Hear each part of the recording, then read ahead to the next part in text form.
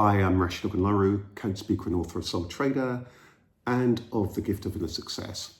And welcome to this Catch the Coach, your newsletter for fulfillment and your video newsletter for fulfillment. Here we are, it's October, and this issue, I just wanted to talk about one thing, and I want to talk about it fairly concisely. I say one thing, it's three themes, but they tie together. And that's consciousness, compassion, and togetherness. We find ourselves in changing times, challenging times, turbulent times, troubling times, times where there's a lot of dissent, discord, dissatisfaction, anger, frustration.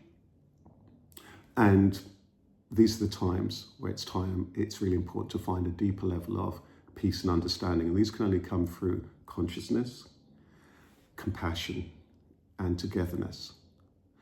So really, wherever it is that you are in your life, personally, in your personal life journey, wherever you are at a time where things are going well or difficult times or change, wherever it is that you are in your career or in your business, and however it is we are in broader society, the growth of security, as much as that's ever guaranteed, and progress that it is that we might be looking for, is only really possible through these things of consciousness, compassion, and togetherness. So let's take a look at them one by one.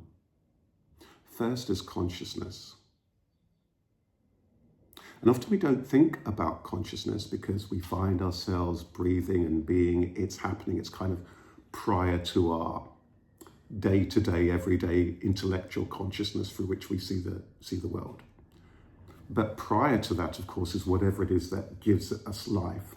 Now, you might look at that all through all sorts of different lenses, a scientific lens, a spiritual lens, a religious lens, a humanistic lens, whichever lens it is, there it is. We find ourselves from there, from that space.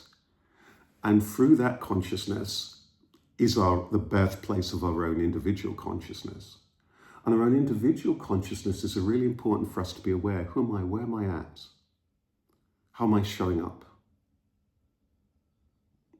How is it that I'm playing out? What's my vibration? Am I being kind to myself, which is leading us to the next place of compassion? Have I got room for others? Where am I at? How is it that I am in my life? So that's the consciousness, it is that awareness. It's why people often are drawn to things like silence, silent prayer, meditation, contemplation. And if you're feeling troubled, of course, it's really important to be still and to pause. Otherwise, one's just like a spinning top that's going round and round. So that consciousness, first of all, there's that greater consciousness, however you might call that science, spirituality, whatever, it doesn't matter. It's ultimately a mystery. People spend so much time fighting about it, battling about it. It's ultimately a mystery.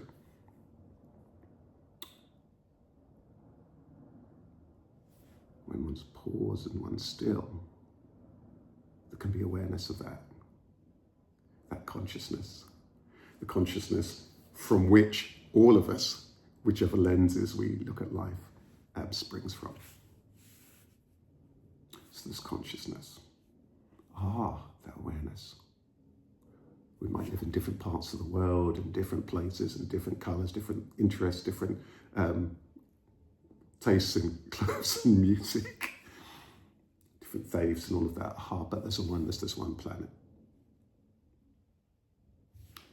Compassion. Compassion is the place of love in action. Compassion, first of all, begins with being kind and compassionate to yourself. How is it you are right now? What's going on for you? To be kind to yourself. I have a saying, the stiller you are, the calmer life is. So if you're wanting more happiness and peace in your life, whether it is because you're quite altruistic for everybody, or whether it's just for yourself, then the stiller you are, the calmer life is. The more present you're going to be, the more able it is you're going to be able to take care of yourself, your health, and with your relationships and whatever is going on for you, compassion. But there's that saying, how can you find that room in your heart? Can you find compassion for others? Compassion is very, very, very important because compassion is the thing that can be very transformational in life. Compassion is that. I have a saying, and the saying is that compassion is even more powerful than courage. Sure, with courage you can conquer a world, but only with compassion can you build it and can you heal it. And that's where we are right now. That compassion. That's what compassion for yourself, compassion for others. What's their struggle? What's their concern? One can't only be ultimately just self-concerned. It can happen for a while, but there's not sustainability, because we're going to head to this, leads us beautifully to togetherness, because the challenges that we're faced with globally, in society, in terms of the ecology, and technologically, some of these challenges are going to require all of us. Ultimately, there's one planet, we know this. So we're in it together. We're in this boat of life together. We tend to see life through our own fractured consciousness. And can you see how they're circled through our own individual, very restricted consciousness? Me, my life, the people I care about, people who think like me, the people who share my values, this, that.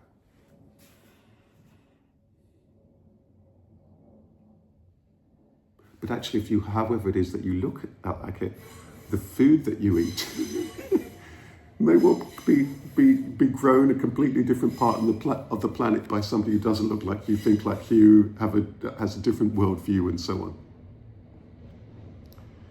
Perhaps even the person who brought you into the world there with your birth mother may have been somebody completely different from you. We're in so many ways interdependent.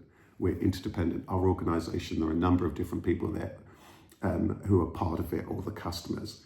There's a togetherness. We can think we're very independent.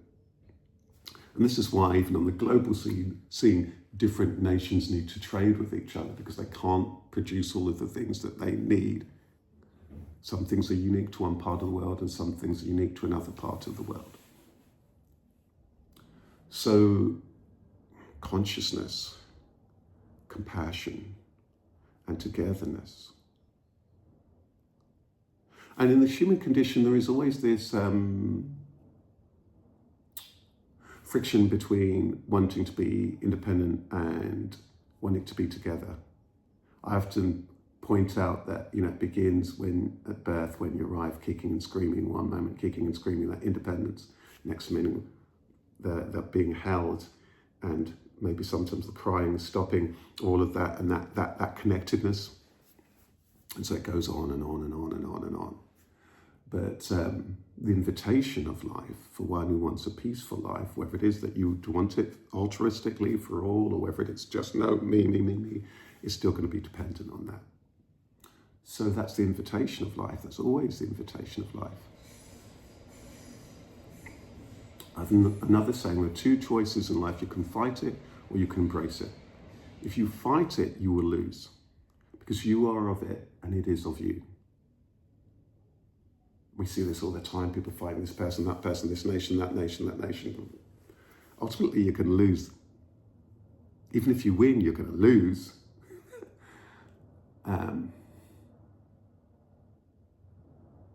Because you are of life and life is of you. If you embrace it, you become one with it. You become lived, if you like. You are an expression, of course, of life. That leads us back to the consciousness. You are an expression of life. We assume in this form, whether one believes there's something before, after, in some ways, it is inconsequential on one level, in that it is a finite experience. This brings us back also to where we are right now in the seasons. All the seasons of life come and they go. So there's something of that in our consciousness. Whereas there's something that can be, what is it that is possible if I raise my level of consciousness, of awareness, if I raise my level of compassion? And it strikes me that for millennia, that's the thing that, as a broad baseline hasn't increased much. But the peace we seek, the prosperity that we seek, the happiness and contentment that we seek really is ultimately dependent on you raising that level of consciousness and compassion. And that can just by stopping, pausing, breathing. First of all, being available to yourself, connecting to yourself, your body, to life itself, being aware. Being kind to yourself, that's the birthplace of compassion. Being aware of others and their struggles, their traumas, their challenges. Our compassion. And compassion is a tree of many, many, many fruits. Greater comfort, greater peace, greater connectedness. Life becomes more smooth. And that togetherness, what's possible with that togetherness? For the human species to really survive, particularly in this time of increased technology and so on, to have a place or have anything to do, a purpose, then the togetherness is going to be very important. And the togetherness is a day in and day out journey that needs to be appreciated and valued wherever it is that we are in our organizations. Organizations have a big part that they can play in this. In our businesses and how we show up with our team, with our customers and so on. In our lives, how it is that we show up with our families and our friends and so on.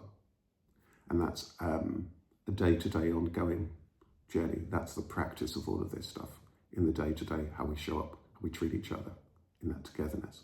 Togetherness doesn't mean that you need to be all happy clappy all the time. And of course, there can be some people that you're not going to resonate as much with. But it is showing up with that greater awareness, greater compassion, and so on. That just means that there is more of a cohesiveness. Bearing in mind that we are all ultimately one planet, and the planets, not so much the planets survive, but the human being's survival as a species is ultimately dependent on that. Consciousness beyond our own localized consciousness isn't dependent on that. But there's an invitation for us as human beings to experience perhaps a greater level of peace, growth, appreciation, love, when that's explored. I'll leave that there. I want to say thank you. I'm not going to talk about anything else, any of the other events and so on for this time. I wish you love and peace, compassion,